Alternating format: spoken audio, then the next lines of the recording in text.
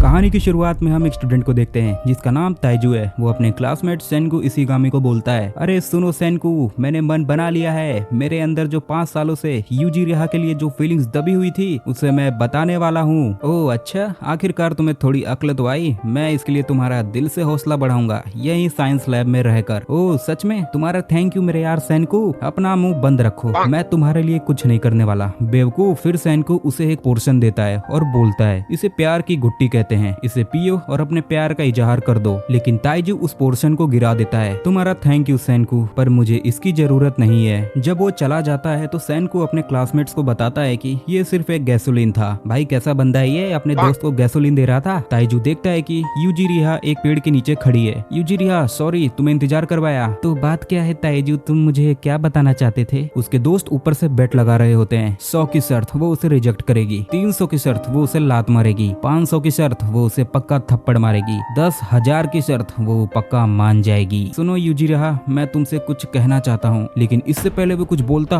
तभी आसमान से एक सुनहरी ग्रीन लाइट आती है जो दुनिया को घेर लेती है और सारे ह्यूमंस को पत्थर बना देती है। और आसमान में प्लेन्स, कबूतर, मतलब पंछी जितने भी लोग थे सब पत्थर बनने लग जाते हैं। ताइजू अपने स्टोन फॉर्म के अंदर होश में रहता है और तय करता है कि वो अपने प्यार का इजहार करके रहेगा, चाहे उसे जितना भी टाइम लगे। हजारों साल बीत जाते हैं, पूरी दुनिया बदल जाती है, ह्यूमंस का नामो निशान नहीं रहता और किसी वजह से ताइजू उस पत्थर से निकलने में कामयाब हो जाता है। मैं बाहर आ गया, आखिरकार मैं आजाद हो गया। वो देखता है कि वो एकदम अलग दुनिया में है और उसके चारों तरफ सभी लोग पत्थर में बदल चुके हैं। वो हाथ जोड़कर प्रार्थना करता है, मुझे माफ करना, मैं बस अभी इतना ही कर सकता हूँ। फिर वो रास्ते में जाते वक्त उसे एक फ्लैशबैक याद आता है जहाँ उसने एक बर्ड को देखा था जो वैसे ही पत्थर बन गया था। वो उस बर्ड को क्लिनिक ले जाता है और वहाँ यूजिरिहा को देखता है और उसके हाथ में वही सेम टू सेम बर्ड होता है। वापस प्रेजेंट में कुछ देर चलने के बाद वो यूजिरिहा का स्टैचू वही बरगद के पेड़ के पास देखता है। वो उसे देखकर बहुत ज्यादा खुश हो जाता है और थोड़ा इमोशनल भी। मुझे अफसोस है, मैं तुम्हारी हिफाजत नहीं कर पाया। एक बात कहूँ, असल में देखा जाए तो तुम मेरी हिफाजत कर रही थी यूजिरिहा। तुम्हारी वजह से मैं इतने वक्त तक जिंदा रह पाया, अकेला उस मायूसी भरे दर्दनाक अंधेरे में। तब से लेके आज तक 100 साल से मैं तुम्हें प्यार करता हूँ यूजिरिहा। फिर ताइजू खड़ा होता है और डिसाइड करता है, चाहे कुछ भी हो जाए मैं तुम्हें यहाँ से जरूर निकालूंगा। अरे ये क्या लिखा है? और वो देखता है कि उस पेड़ पर कोई मैसेज लिखा हुआ है, नदी वाले रास्ते को फॉलो करो बेवकूफ कहीं के। फिर वो सेनकू को उसका वेट करते हुए पाता है। तो आखिरकार तुम जाग ही गए मेरे बेवकूफ दोस्त। मेरे दोस्त तुम जिंदा हो। ऐसे नंगे पुंगे हालत में मुझे छूने की भी कोशिश मत करना, समझे तुम? सेनकू उसे बताता है कि वो 6 महीने पहले ही उस पत्थर से बाहर आ गया था और वो उसे बताता है कि हमें पत्थर बने 3700 साल बीत चुके हैं। एक बात बताओ सेनकू, तुम्हें कैसे मालूम आज कौन सा दिन है? मैं पूरा टाइम गिन रहा था, वरना मुझे कैसे पता होता? सेनकू पूरे टाइम गिनती कर रहा था ताकि वो होश में रहे। फिर सेनकू उसे अपने ट्री हाउस के पास लेके जाता है। सेनकू, क्या इस झोपड़ी को तुमने बनाया है? गधे, ये झोपड़ी नहीं, इसे ट्री हाउस बोलते हैं। सेनकू, अपने बेसिक नीड्स के लिए उसने सब कुछ पहले से ही रेडी करके रखा था। मुझे सिविलाइजेशन की शुरुआत के लिए एक तगड़े बेवकूफ की जरूरत पड़ेगी। मैं कब से तुम्हारा इंतजार कर रहा था ताइजू। मुझे इस बात का पक्का यकीन था कि तुम जिंदा हो। वो बंदा जो अपने दिल की बात यूजिरिहा को बताने के लिए अड़ा हुआ था, वो हजारों साल छोड़ो करोड़ों साल बाद भी जिंदा रहता। और ये बातें सुनकर ताइजू में एक अलग ही खून दौड़ जाता है। वो डिसाइड करते हैं कि वो एक टीम बना के काम करेंगे। सेनकू दिमाग वाला काम करेगा और ताइजू ताकत वाला, ताकि वो एक न्यू सिविलाइजेशन की शुरुआत कर सके। ताइजू हंटिंग में अच्छा है, लेकिन इस बेवकूफ को पॉइजनस प्लांट्स और नॉन पॉइजनस प्लांट्स के बीच का फर्क नहीं मालूम, इसलिए सेनकू उसे आइडेंटिफाई करने का काम करता है। यम्मी, तुम्हें इसमें क्या डाला है सेनकू? बस नमक है, जिसे मैंने समुद्र के पानी से निकाला था। एक चुटकी नमक से कोई भी चीज खाने लायक हो जाती है। इसके बाद जब ताइजू जंगल में खाने के लिए खाना इकट्ठा कर रहा था, तभी उसे सुकासा शिशियो का स्टैचू मिलता है, जो उनकी हाई स्कूल का एक सबसे ताकतवर लड़का था। जब ताइजू उस केव में जाता है तो उसे वहाँ गुआनो वाटर का कलेक्शन मिलता है। वो इसके मतलब सेनकू और मेरे अलावा और भी कोई जिंदा बचा है। इसे यहाँ किसने रखा है? मैंने रखा है। कौन बोला? तेरा बाप। सेनकू ह्यूमंस को दोबारा जिंदा करना चाहता था, तो उसने ये फिगर आउट किया कि ये मिरेकल लिक्विड यानी नाइट्रिक एसिड ने उन्हें स्टोन प्रिजन से जगाया था। क्या कहा? Nitric acid? लेकिन वो क्या होता है? मुझे पता ही था तुम यही बोलोगे बेवकूफ। मैं तुम्हें ये छोटी छोटी बात नहीं समझाने वाला। लेकिन जब सेनकू इस मिरेकल लिक्विड को एक बर्ड स्पेसिस पे ट्राई करता है तो उस पे असर नहीं करता है। फिर सेनकू ताइजू को अपना सारा एक्सपेरिमेंट दिखाता है, जो कि उसने बहुत सारे बर्ड पे ट्राई किया था, लेकिन किसी पर भी काम नहीं आया। यानी कि इस दुनिया में ऐसी भी चीजें हैं जिसका जवाब साइंस के पास भी नहीं है। सेनकू हंसता और बोलता है, इसी घिसी पिटी सोच को तो मुझे बदलना है। इस दुनिया में ऐसा कोई भी चीज नहीं है जिसका जवाब साइंस के पास नहीं है। सेनकू इस मिरेकल लिक्विड यानी नाइट्रिक नाइट्रिक एसिड को वाइन के साथ मिक्स करना चाहता था। तो ताइजू उसे अंगूर दिखाता है और बोलता है, एक बात बताओ, क्या हम इस अंगूर से वाइन बना सकते हैं क्या? ये आइडिया बुरा नहीं है बेवकूफ। फिर ताइजू अपने पैरों से सारे अंगूर को कुचल देता है और उन्हें एक क्ले पॉट्स में डालता है और कुछ हफ्तों तक उसे ऐसे ही छोड़ देते हैं। वैसे सेनको, क्या अब हमारा पीने का उम्र नहीं है? अरे बिल्कुल है, अब हम 3700 साल के हो गए हैं। फिर सेनको उन्हें एक क्ले पॉट के अंदर डिस्टिल करने की कोशिश करता है, लेकिन ज्यादा हीट के कारण वो पॉट्स टूट जाते हैं। लेकिन वो हार नहीं मानते,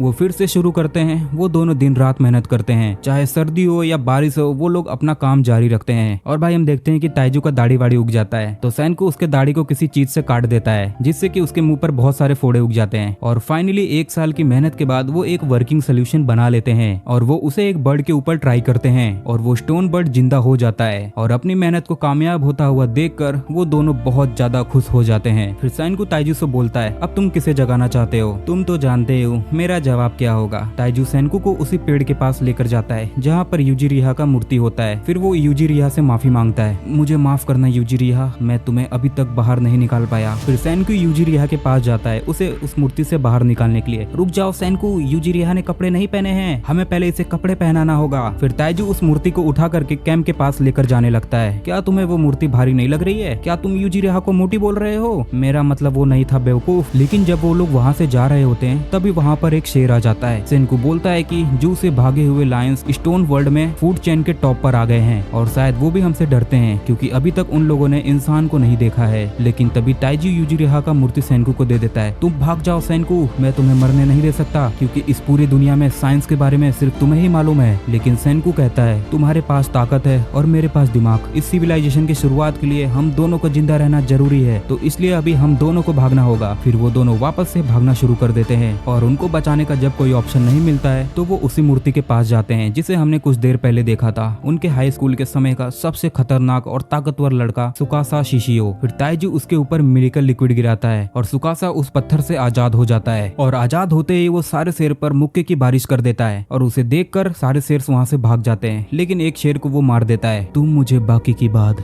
बाद में बताना, मेरा तुम दोनों से वादा है, आज के बाद तुम्हें लड़ना नहीं पड़ेगा क्योंकि अब से लड़ने का काम सिर्फ मैं करने वाला हूँ। ताइजू सुकासा को देखकर बहुत ज्यादा खुश हो जाता है। कमाल कर दिया भाई, क्या लड़ता है तू, ये कुछ ज्यादा ही ताकतवर लग रहा है। तो ठीक है ना, इसमें बुराई क्या है? सेनको को लगता है कहीं ये लालच से भरा हुआ शैतान तो नहीं है, अगर वो कहीं रैम्पेज पे उतर गया तो हमारे लिए बहुत ज्यादा मुश्किल हो जाएगा। फिर सुकासा सेनको से चाकू मांगता है उस शेर को काटने के लिए। क्या तुम उस शेर को खाने वाले हो? शेर का टेस्ट बेहद बेकार होता है, वो अमोनिया से भरा होता है। एक मिनट, तुमने कब शेर खाया? जब मैं रिसर्च के लिए अफ्रीका गया था। आखिर तुमने क्या क्या खाया है अपने लाइफ में? फिर सेनको सुकासा को चाकू देता है और सुकासा उस शेर को काट देता है। फिर वो लोग सुकासा को अपने झोपड़ी के पास लेकर जाते हैं और ताइजू अपने बंदी से बोलता है, बस थोड़ी देर और रुक जाओ यूजिरिहा, मैं तुम्हें जल्दी ही इस पत्थर से निकालने वाला हूँ। फिर सुकासा सेनको के लैब के अंदर खुद को इंट्रोड्यूस करता है, मेरा नाम है सुकासा और मेरा नाम है सेनको, साइंस का सारा काम मेरे जिम्मे है और मेरा नाम ताइजू है। हाँ, पर अगर सोचने वाला हो काम तो लेना सेनको का नाम। सुकासा उन दोनों से पूछता है कि आखिर तुम लोग खाते क्या हो? सेनको बोलता है कि हम लोग मशरूम्स और छोटी छोटी मछलियाँ खाते हैं। भाई मैं तो इतना नॉनवेज खाना चाहता हूँ कि खाते खाते मेरा पेट ही फट जाए। सुकासा बोलता है कि तुम्हें आज से टूटी फूटी चीज खाने की जरूरत नहीं है, शिकार का सारा काम और लड़ने का सारा काम अब मेरे जिम्मे है। फिर वो जंगल से सभी जानवरों को लात घुसे मारकर उन्हें लेकर आता है। इसमें बहुत सारे जंगली सुअर्स और पिराना मछली होते हैं। हाँ, वही अखिल द पावर ऑफ जुआ वाला, अगर तुमने नहीं देखा है तो भाई देख लेना, कमाल की पिक्चर है वो। फिर सेनको उन मछलियों को पकाने लगता है। फिर सुकासा बोलता है कि अगर हम सब मिलके काम करेंगे तो हमारे पास खाने का कभी कमी नहीं होगा। अब जाके हमने अपने सिविलाइजेशन के खिलाफ एक अपना पहला कदम रखा है, यानी हमने अभी तक आधा कदम भी नहीं रखा है। फिर सुकासा अचानक से उठ जाता है और जाके एक पत्थर को जोर से लात मारता है जिससे कि वो पत्थर टूट जाता है। फिर हम देखते हैं कि उस पत्थर के नीचे एक लड़की दबी हुई थी। तुम्हें चौंकाने के लिए माफी चाहता हूँ, ये लड़की इस चट्टान के नीचे दबी हुई थी। इसके बाद शाम हो जाती है और हम देखते हैं कि ताइजू इतना ज्यादा मछली ठूस लेता है कि उसका पेट किसी गुब्बारे की तरफ फूल जाता है। यार ठूस के मेरा पेट भर गया है। फिर सेनको एक छोटा सा क्विज पूछता है और बोलता है कि जो भी इस जवाब का सही उत्तर देगा उसे 10,000 पॉइंट मिलेंगे। सिविलाइजेशन के शुरुआत के लिए सबसे ज्यादा जरूरी चीज क्या है? और अपना बेवकूफ ताइजू सोचते हुए बोलता है, सिविलाइजेशन की शुरुआत के लिए सबसे ज्यादा जरूरी है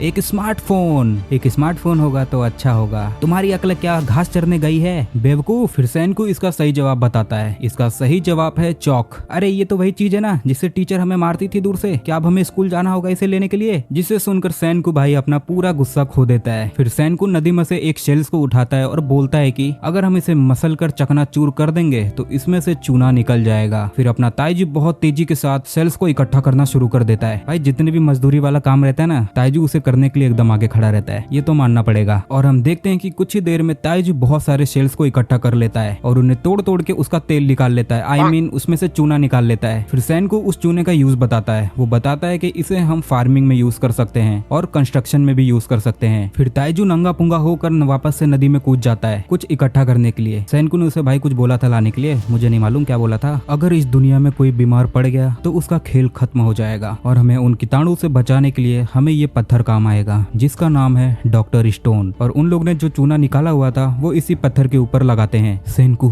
तुम तो एक जीनियस हो। अगर सामने कोई तारीफ करता है तो उसके इरादे अच्छे नहीं होते हैं। करोड़ों सालों से यही कहा जा रहा है। आखिर तुम्हारा इरादा क्या है? अरे नहीं मेरे दोस्त, मेरा ऐसा कोई इरादा नहीं है। तुम जरूर एक मॉडर्न सिविलाइजेशन बनाने में जरूर कामयाब होगे। फिर ताइजू जंगल से लकड़ियां लेकर आता है और सैनको से पूछता है कि आखिर वो कौन से 4 चीजें थे जो उस मिरेकल लिक्विड को बनाने का में काम आती है। फिर सैनको बोलता है अरे 4 नहीं, वो 3 चीजें थी। क्या 3 चीजें थी? मुझे लगा तुमने मुझे 4 चीजें बोली हैं। खैर छोड़ो। इसके बाद रात हो जाती है और सभी लोग सोने चले जाते हैं, लेकिन सैनको बाहर लकड़ियां और रस्सियों से कुछ हथियार बना रहा होता है। वापस सुबह हम देखते हैं कि ताइजू अपने मजदूरी वाले काम पे वापस लग जाता है। भाई इसे दिहाड़ी मिलती तो ये और भी ज्यादा काम करता। फिर हम देखते हैं कि सुकासा समुद्र के किनारे बहुत ही ज्यादा शांति से खड़ा हुआ था और फिर अचानक से वो एक इंसान की मूर्ति को एक मुक्का मार के उसके गर्दन को तोड़ देता है। सुकासा, तुम्हें पता है ना तुमने अभी अभी क्या किया है? तुमने एक बेकसूर आदमी की अभी अभी जान ली है। तभी सुकासा बोलता है मैं इस दुनिया में सिर्फ अच्छे और नेक इंसान को जिंदा करूंगा, क्योंकि अगर बुरे इंसान फिर से जिंदा हो गए तो फिर से वो इस दुनिया में दादागिरी शुरू कर देंगे। ये इंसानियत का सफाई करने का सबसे अच्छा मौका है। तुम्हें भी ऐसा लगता है ना सैनको? बिल्कुल भी नहीं, मैं ऐसा बिल्कुल भी नहीं करने वाला। मैं साइंस के टेक्नोलॉजी का इस्तेमाल करके सभी को दोबारा से जिंदा करूंगा ताकि मैं एक नए सिविलाइजेशन की शुरुआत कर सकूं। और सैनको सोचता है कि इसे इस मिरेकल लिक्विड के बारे में खबर नहीं लगना चाहिए, नहीं तो बहुत बड़ी मुसीबत हो जाएगी। और तभी वहाँ पर ताइजू भागते हुए आ रहा होता है और अपना गला फाड़ फाड़ के चिल्लाता है सैनको, एक अच्छी खबर है, उस गुफा से ये मिरेकल लिक्विड का पूरा मटका भर गया। अब हम यूजिरिहा को जगा सकते हैं। और ये गधा ऐसा बोलकर सैनको के सारे ना बताने वाली बातों को भांडा फोड़ देता है। तुम ये किस मिरेकल लिक्विड की बात कर रहे हो? इसे समझाने में हम अपना वक्त बर्बाद नहीं कर सकते, उसे देखोगे तो खुद समझ जाओगे। अब शुरू होता है इंसानों को जगाने का खेल। इसके बाद ताइजी यूजिरिहा के मूर्ति के पास खड़ा होकर बोलता है तैयार हो जा यूजिरिहा, अब हम तुम्हें किसी भी वक्त जिंदा करने वाले हैं। ये क्या बेवकूफ, इतने मिरेकल लिक्विड से तो एक आधा इंसान भी जिंदा नहीं होगा। क्या कहा? कहीं मैं इसे जल्दबाजी में तो नहीं ले आया? सुकासा और मैं तब तक टाइम पास करते हैं, तब तक तुम उस मिरेकल लिक्विड को लेकर आओ। जरा सा ये सैनको की एक चाल होती है। और जैसे ही ताइजू वो मिरेकल लिक्विड लेने के लिए जाता है तभी सुकासा अपना हाथ लंबा करके उसे रोक लेता है। बेहतर होगा वो मिरेकल लिक्विड मैं ले आऊं। और सैनको स्माइल करते हुए सोचता है जैसा कि मैंने सोचा था, सुकासा ऐसा ही करेगा। सैनको ऐसा इसलिए करता है क्योंकि अगर सुकासा को उस मिरेकल लिक्विड का फॉर्मूला पता चल गया तो उसके प्लान पर वो पानी फेर सकता है। क्या सुकासा चला गया? और क्या, मेरे पता बताते ही वो चला गया और वो किसी भी वक्त आता होगा। और सैनको तुरंत उस मिरेकल लिक्विड को बनाने लगता है। हमें सुकासा के आने से पहले यूजिरिहा को जिंदा करना होगा। और इस तरफ सुकासा उस केव में पहुंच जाता है। फिर वो उस लिक्विड को अपने उंगली में लेता है। ये क्या, इससे तो मेरी उंगली पीली हो गई। फिर वो उसे सूंघता है। अच्छा, तो ये मिरेकल लिक्विड असल में नाइट्रिक एसिड है। और इस तरफ झोपड़ी में ताइजू सैनको से बोलता है तुमने तो कहा था हमारे पास मिरेकल लिक्विड नहीं है, तुम्हें क्या लगा मैंने वहाँ पर सही साइज का मटका रखा होगा? तो तुमने सुकासा को वहाँ मिरेकल लिक्विड आने क्यों भेजा? ताकि मैं इसे यहाँ से दूर भेज सकूं। लेकिन सुकासा तो एक अच्छा इंसान है ना। फिर सैनको उसे सारी बातें बता देता है कि वो कैसी दुनिया बनाना चाहता है। सैनको, मुझे तुम पर पूरा भरोसा है। वैसे सैनको, मेरे गैर हाजिरी में यहाँ पर कुछ हुआ था क्या? हाँ, सुकासा एक अच्छा इंसान तो है लेकिन साथ में खूनी भी है। और फिर ताइजी यूजिरिहा के मूर्ति के पास मिरेकल लिक्विड का बोतल लेकर खड़ा होता है। यूजिरिहा, अब तुम जल्दी आजाद हो जाओगी। अब एक गधे जल्दी कर, सुकासा यहाँ किसी भी वक्त आता होगा। और पूरा बोतल उसके ऊपर गिरा देता है। अरे तुमने सारा लिक्विड एक साथ क्यों गिरा दिया? जरा आराम से नहीं डाल सकते थे क्या? ये तुमने क्या किया? यूजिरिहा नहीं जग रही है। फिर सैनको उसे केमिस्ट्री के एलिमेंट्स के बारे में बताता है। ये तुम क्या बोल रहे हो? मुझे कुछ भी नहीं समझ आ रहा, मेरे दिमाग की बत्ती गुल हो गई है। और तभी यूजिरिहा की मूर्ति टूटने लगती है और फाइनली यूजिरिहा उस मूर्ति से बाहर आ जाती है और अपना ताइजू उसे अपने बाहों में लेकर इमोशनल हो जाता है, एकदम शाहरुख खान की तरह। यूजिरिहा,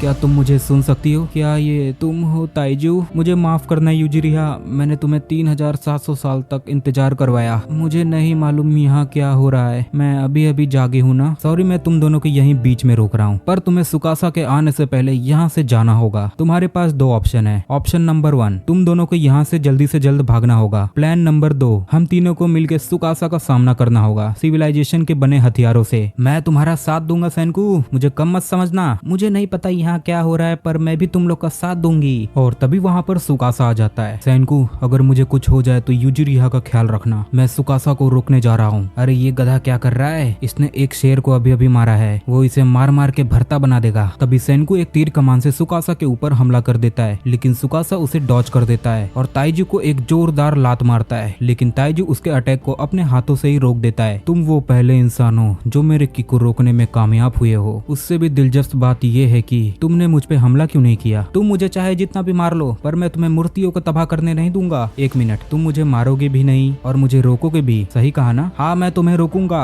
अगर ऐसा है तो मुझे इस लड़की को खत्म करना होगा। तभी अचानक से ताइजू बेहोश हो जाता है। तुम्हें क्या हुआ ताइजू? लगता है ये बेहोश हो गया, शायद अब ये कुछ दिन तक उठ नहीं पाएगा। हमें आपस में लड़ना नहीं चाहिए। अनजान लोगों की मूर्तियों के बारे में सोचने की बजाय तुम्हें इस लड़की का हिफाजत करनी चाहिए। और ऐसा बोलकर सुकासा वहाँ से चला जाता है और उसके जाने के बाद सेनकू ताइजू को जगाता है। अरे ओ, चलो उठो, उठ जाओ। पर तुमने तो कहा था हमें इसे सोने देना चाहिए। कहीं ऐसा तो नहीं तुमने सुकासा से डर के उसके आगे घुटने टेक दिए? और ये सुनते ही ताइजू खड़ा हो जाता है और सुकासा को रोकने के लिए भागने लगता है। अरे रुक जा बेवकूफ, कभी तो दिमाग से सोच लिया कर, हम उसे अभी नहीं हरा सकते। हाँ, तुमने सही कहा। फिर सेनकू बोलता है, इस पत्थर की दुनिया में इस शैतान को रोकने का एक ही तरीका है, सिविलाइजेशन को आगे बढ़ा के साइंस के हथियार बना करके हम सुकासा को रोक सकते हैं। इसके बाद ताइजू अपने झोपड़ी के सारे सामान को तोड़ने लगता है। ताइजू, तुम ये सब तोड़ क्यों रहे हो? ताकि सुकासा को लगे कि हम डर के यहाँ से भाग गए हैं। अगर हमें सुकासा को रोकना है तो हमें साइंस का वेपन बनाना होगा, नहीं तो अपना खेल खत्म। फिर वो तीनों जंगल की ओर जाने लगते हैं, लेकिन बिना टेक्नोलॉजी के उन्हें रास्ता का अंदाजा नहीं मालूम पड़ रहा था। लेकिन तभी यूजिरिहा को कुछ महसूस होता है और वो पीछे की तरफ भागने लगती है। अरे यूजिरिहा, तुम कहाँ जा रही हो? और वो लोग एक बुद्ध भगवान की मूर्ति के पास पहुंच जाते हैं और ये मूर्ति 100 सालों से ऐसे ही है, क्योंकि वो ब्रॉन्ज का बना हुआ है, इसलिए वो खराब नहीं होता है। सेनकू डिसाइड करता है कि वो स्टैचू से थोड़ा ब्रॉन्ज लेगा। अरे तुम ऐसा करोगे तो ये मूर्ति टूट जाएगी। फिर रात हो जाती है और वो सोने चले जाते हैं, लेकिन ताइजू पहरेदारी करता है ताकि सुकासा आए तो उन्हें मालूम पड़ सके। फिर सुबह वो लोग वापस से अपने खोज में निकल जाते हैं और इस तरफ सुकासा को मालूम पड़ जाता है कि सेनकू, यूजिरिहा और वो चचुंदर यहाँ से भाग गए हैं और वो उनको पैरों को निशान देखकर समझ जाता है कि वो लोग नॉर्थ के साइड गए हैं। और इधर सेनकू, ताइजू, यूजिरिहा फाइनली एक हॉट स्प्रिंग के पास पहुंच जाते हैं। फिर सेनकू उन्हें बताता है, हम सुकासा को हराने के लिए साइंस का सबसे ताकतवर वेपन बनाएंगे। सेनकू, क्या तुम जानते हो मैं किस चीज की बात कर रहा हूँ? हाँ, तुम स्मार्टफोन बनाने की बात कर रहे हो। तुम और तुम्हारा ये स्मार्टफोन, तुम एक नंबर की बेवकूफ हो ताइजू। हम बनाने वाले हैं गन पाउडर। यहाँ पर पहाड़ों पर सल्फर और चारकोल आसानी से मिल जाते हैं और इससे हम गन पाउडर आसानी से बना सकते हैं। और इस तरफ सुकासा बहुत टेंशन में दिखाई दे रहा होता है। अगर उन्होंने साइंस की मदद से बारूद बना दिया तो मेरा खेल खत्म हो जाएगा, मुझे उन्हें जल्द से जल्द ढूंढना होगा। और इस तरफ सेनकू भाई गन पाउडर बनाने के लिए सल्फर इकट्ठा कर रहे होते हैं और ताइजू यूजिरिहा के साथ पानी में मजे मार रहा होता है। यूजिरिहा, जब हमारा सिविलाइजेशन कंप्लीट हो जाएगा तब मैं तुम्हें एक बात बताऊंगा। हाँ ठीक है। अब अगले दिन सुबह सेनकू ताइजू से बोलता है, अब हमारे पास बारूद बनाने के लिए 3 चीजें हैं और ये 3 चीजें बस हमें मिक्स करना है। पहला इंग्रेडिएंट है सल्फर, जो हॉट स्प्रिंग में आसानी से मिल जाता है। दूसरा इंग्रेडिएंट है चारकोल, जो जलती हुई लकड़ी से आसानी से बन सकता है। और आखिरी और सबसे मुश्किल इंग्रेडिएंट है पोटेशियम नाइट्रेट, जो कि मैंने बहुत पहले से इकट्ठा करके रखा है। ये कहीं सुना सुना लगता है, ये तो वही मिरेकल लिक्विड के 4 में से एक चीज है ना? तुमने बिल्कुल सही कहा। और अगर हम इसमें 1 चुटकी चीनी डाल देंगे तो ये बहुत तगड़ी गन पाउडर बन जाएगी। मेरा नाम है सेनकू बोट, इसमें जो भी इंग्रेडिएंट दिए गए हैं वो एकदम सही है, इसे घर पर ट्राई ना करें। और जब ये लोग इंग्रेडिएंट को कूटने लगते हैं तभी ताइजू एक बहुत बड़ा सा पत्थर लेकर आता है। अरे ये तुम क्या कर रहे हो ताइजू? अगर तुम उससे कूटोगे तो बारूद में चिंगारी निकल जाएगी। तभी सेनकू बोलता है, पत्थर से निकलने वाली चिंगारी अलग होती है और चिंगारी निकलने वाले पत्थर में मेटल होना चाहिए, जैसे गर्म तालाब, ज्वालामुखी और आयरन फाइनाइट। क्या आयरन फाइनाइट?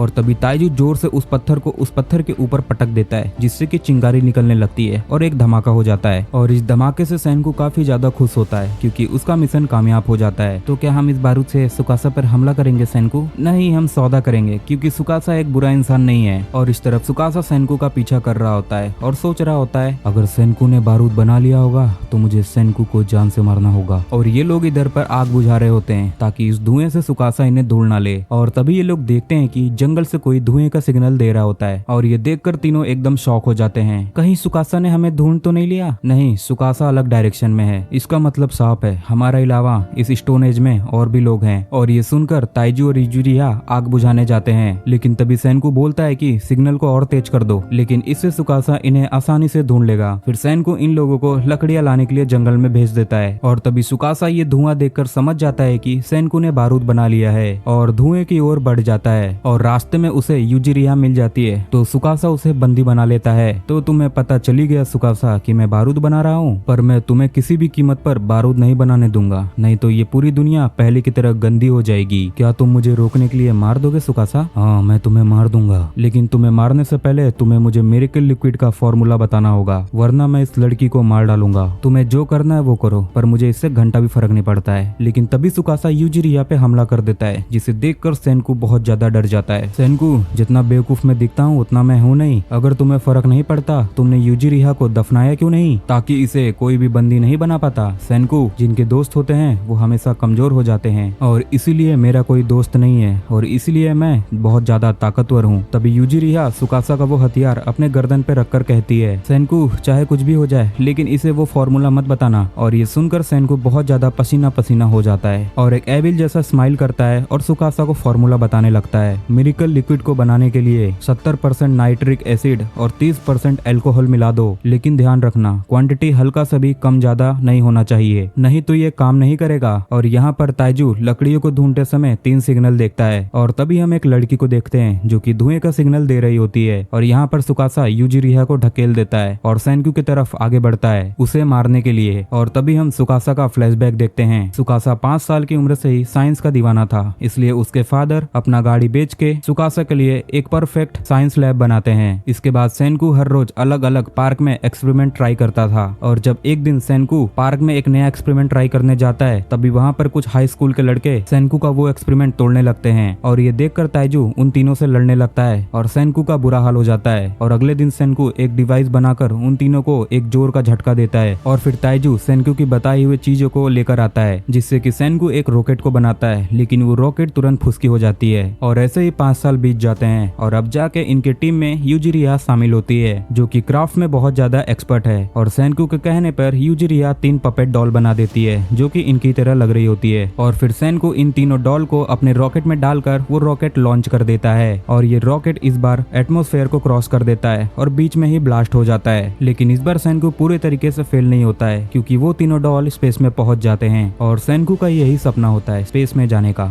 और यहाँ प्रेजेंट में सेनकू सुकासा से बोलता है, मुझे तड़पा तड़पा कर मत मारना सुकासा, मेरा खेल एक ही बार में खत्म कर देना। ठीक है सेनकू, मैं तुम्हारा गर्दन एक ही बार में तोड़ दूंगा, जिससे कि तुम्हें दर्द भी महसूस नहीं होगा और तुम निपट भी जाओगे। ताइजू, तुम कहाँ हो? कुछ तो गड़बड़ है। मैं आ रहा हूँ सेनकू। सेनकू, अगर तुम मुझे इस पत्थर की दुनिया से पहले मिले होते तो तुम मेरे सबसे अच्छे दोस्त होते। हाँ शायद। और तभी सुकासा सेनकू का गर्दन तोड़ देता है और ताइजू बहुत तेजी से जंगल से भाग के आ रहा होता है। हाँ तो भाइयों, इस सीरीज का फर्स्ट पार्ट यहीं पर खत्म होता है। अगर आपको इस सीरीज का पार्ट 2 चाहिए तो इस पे 15 कमेंट कर देना, मुझे पता है आप लोग करवा दोगे। अगर इस पे 15 कमेंट बहुत जल्दी जल्दी पूरे हो जाते हैं तो मैं इस सीरीज का पार्ट 2 तुरंत ला दूंगा। तो चलो मिलते हैं नेक्स्ट वीडियो में।